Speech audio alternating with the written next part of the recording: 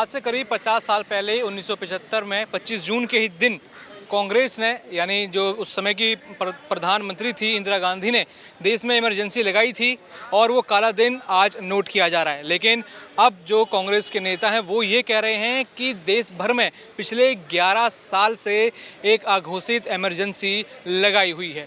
अब जनता से वही सवाल जवाब करने आए हैं कि यहाँ पर इंदिरा गांधी और प्रधानमंत्री नरेंद्र मोदी जो दोनों का जो कार्यकाल रहा है वो किस तरीके से रहा और क्या जो 11 साल वाली अघोषित इमरजेंसी की बात कांग्रेस कर रही है वो कितनी सच है। जनता से आज इस चीज़ का पता चल जाएगा। सर, आपका बहुत बहुत स्वागत है। सबसे पहले आपको मैं नाम जानना चाहूँगा और जानेंगे कि जो ये इमरजेंसी 25 जून 1975 को लगाई गई थी, आज पूरे 50 साल हो गए हैं और अब यहाँ पर कांग्रेस कहती है कि देश में 11 साल से अघोषित एक इमरजेंसी है। क्या कहेंगे इसके ऊपर?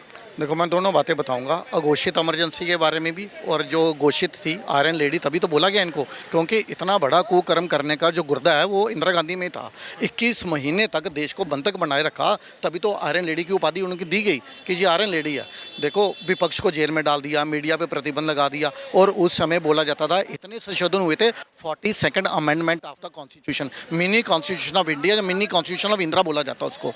देखो, लेकिन ये मैं आपको बताऊं, हम एक काला अध्याय के बारे में तो सबको मालूम है, लेकिन कुछ ऐसे काले दिन है कांग्रेस पार्टी के द्वारा किए गए जो जनता भूल चुकी है, उसके बारे में भी आज मैं जनता को याद करवाना चाहता हूं। 7 नवंबर 1966, आपको मालूम है, को स्लॉटर बिल के लिए एक करपत्री महाराज की अध्यक्षता में आंदोलन चला था और उन्होंने संसद को पूरी तरह से घेरा था कि इंदिरा गांधी जी ने जो उनसे पहले बोला था कि हम को स्लॉटर बिल लेकर आएंगे जब हमारी सरकार बनेगी, बाद में ये भूल गए। तो जो साधु जो इन्होंने संसद को घेरा हुआ था 7 नवंबर 1966, जनरल डायर की तरह इंदिरा गांधी जो आयरन लेडी है ना, इन्होंने हुक्म जारी किया था और उस समय सैकड़ों साधुओं को गोली से भून दिया गया। वो जनता शायद भूल चुकी है। और वो 7 नवंबर 1966 जिस दिन साधुओं पे गोली चली उस दिन थी गोपाष्टमी, और 31 अक्टूबर 1984 जिस दिन इंदिरा गांधी जी के ऊपर गोलियां चली उस दिन भी गोपाष्टमी थी।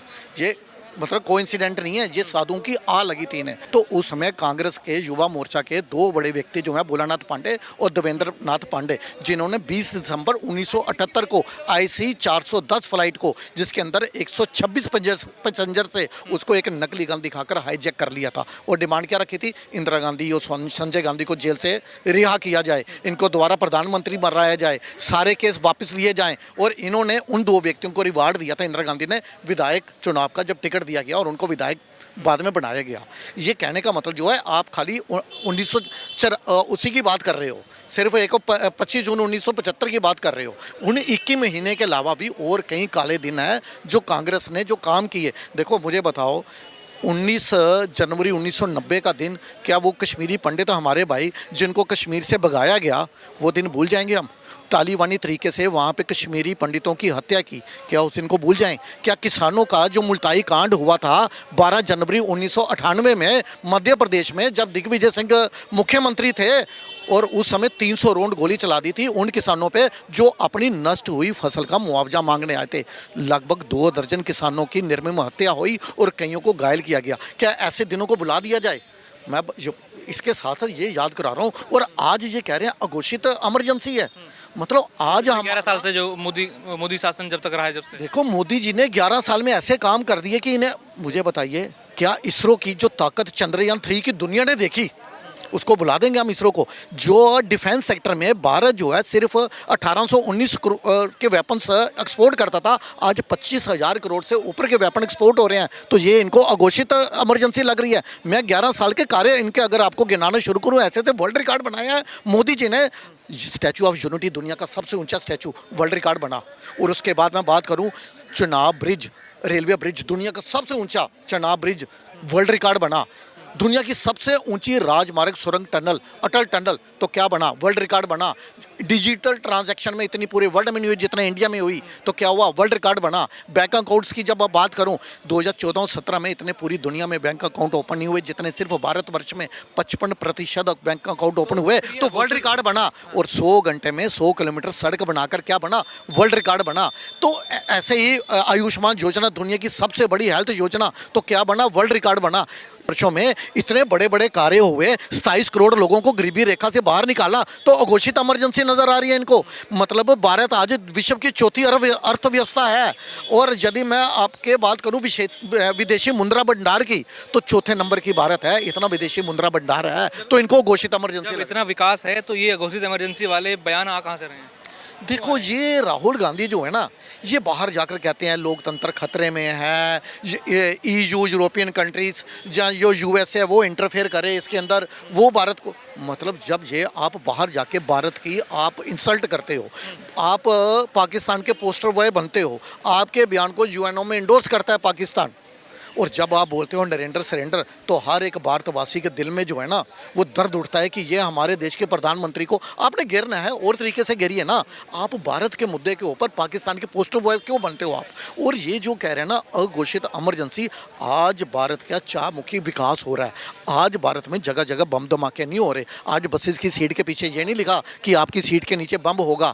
आज भारत आंतरिक इंटरनल और एक्सटर्नल तौर पे भारत पूरी तरह से सुरक्षित है। और राहुल गांधी कहते हैं अघोषित मानसिकता, ये देश विरोधी भी हैं, ये हिंदू विरोधी भी हैं। देखो, हिंदुओं के बारे में ये क्या बोलते थे राहुल गांधी, और सदन के अंदर क्या बोल रहे थे, ये मूर्तियों की तरह, जो नेता जो हैं वो मंदिर में रखी मूर्तियों की तरह स्टैचू बन जाते हैं। मतलब जैसे ये कह रहे थे कि पावरलेस, ये, और क्या बोले थे, हिंदू हिंसक होता है। और आपको मालूम है, इन्हीं के गृह मंत्री जो थे सुशील कुमार शिंदे जो हैं, उन्होंने बोला था भाजपा और RSS जो है इनके कैंपों के अंदर हिंदुओं को आतंकवादी ट्रेनिंग दी जाती है। सुप्रीम कोर्ट ने बाद में लताड़ लगाई थी इनको। कहने का मतलब, आप हिंदू विरोधी बातें करते रहो, आप भारत विरोधी बातें करते रहो, और उसके बाद जनता ने अभी तो 55 सीटें दी हैं इनको।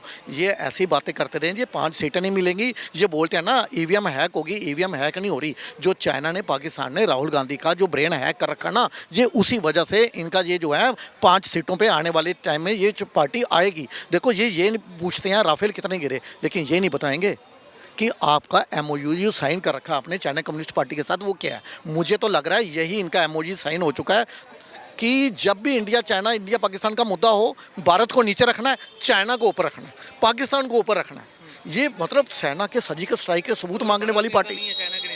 ये मुझे तो ये लग रहा है कि आप लोग ये कह रहे हैं ना, ऐसा नहीं है कि कांग्रेस को कोई पसंद नहीं करता, कांग्रेस को पसंद करता है। कांग्रेस को बांग्लादेशियों की पहली पसंद कांग्रेस पार्टी है, पाकिस्तानियों की पहली पसंद आतंकवादियों की, देशद्रोहियों की, गद्दारों की पहली पसंद जो है चाइना की। ये अभी भी कांग्रेस पार्टी है। ऐसा नहीं बोल सकता कि कांग्रेस पार्टी को कोई पसंद नहीं करता।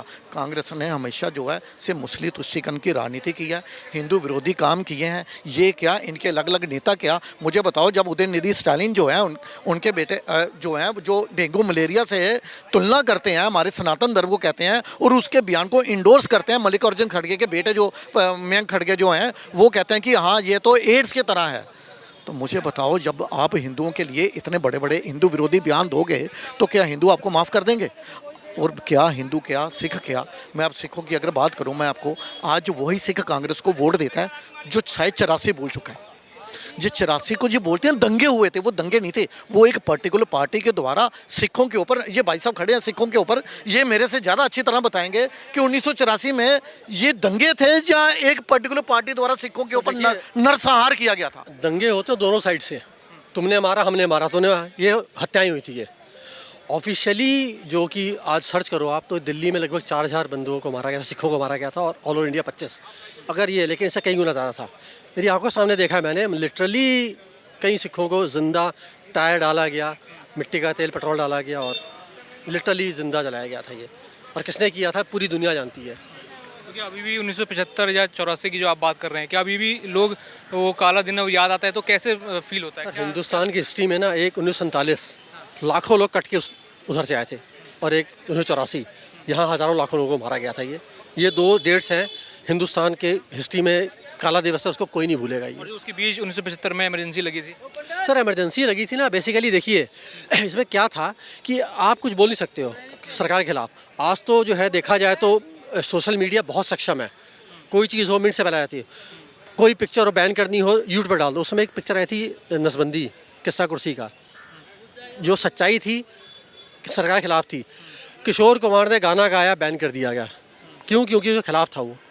तो इन्होंने किशोर कुमार नहीं, मजनू सुल्तानपुरी को भी वो इसी ये तरह से किया तानाशाही गया था। थी कि जो लोग बोलते हैं कि मोदी तानाशाह है, वो तानाशाही है। तानाशाही है कौन सी? भाई अगर ये तानाशाही है तो मैं कहता हूँ ये लंबी चलेगी। अगर ये इमरजेंसी है ना, अमृतकाल जी चल रहा है अगर ये तो 11 साल का, अगर लोग कहते हैं अगर ये 11 साल इमरजेंसी है तो मैं कहता हूँ 11 साल एक्सटेंड कर दिया जाए। वो कम नहीं, यहाँ बोलने का था इमरजेंसी कि भारत वहाँ तो वासियों वहाँ को राजनाथ सिंह हमारे रक्षा मंत्री जेल में थे उस समय इमरजेंसी में।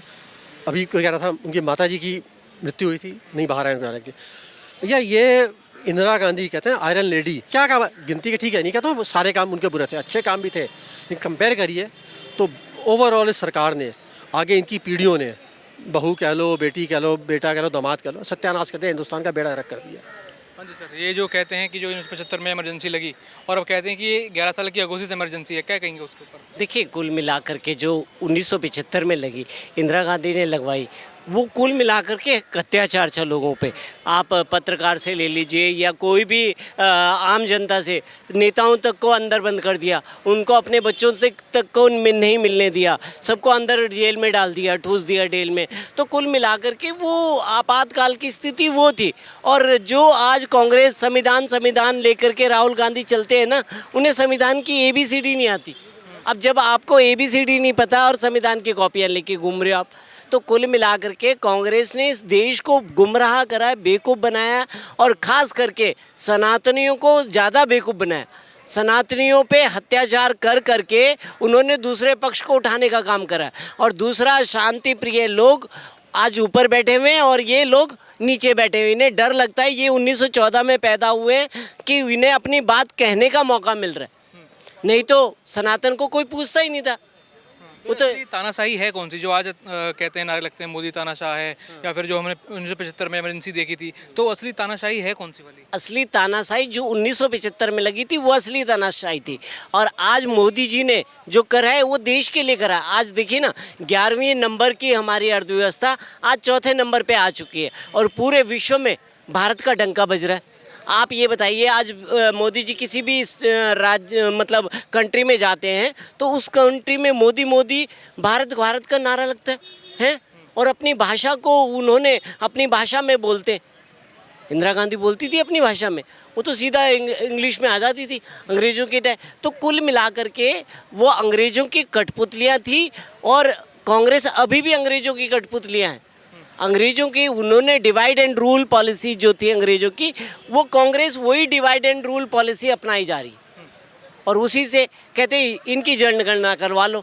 एक पक्ष की जनगणना कराने पे लगते हैं, दूसरे पक्ष को उठाने का काम करते हैं। उनके लिए कानून बना देते हैं, हमारे लिए कानून नहीं बनाते। तो कुल मिलाकर के कांग्रेस ने देश को बेवकूफ़ बनाया। आज जो चौथे नंबर पे हम पहुँचे, क्या पहले नहीं पहुँच सकते थे? क्या अंतरिक्ष में हम पहले नहीं जा सकते थे? हैं? तो कुल मिलाकर के कांग्रेस ने इस देश को लूटा और खसोटा है और कुछ नहीं करा देश के लिए।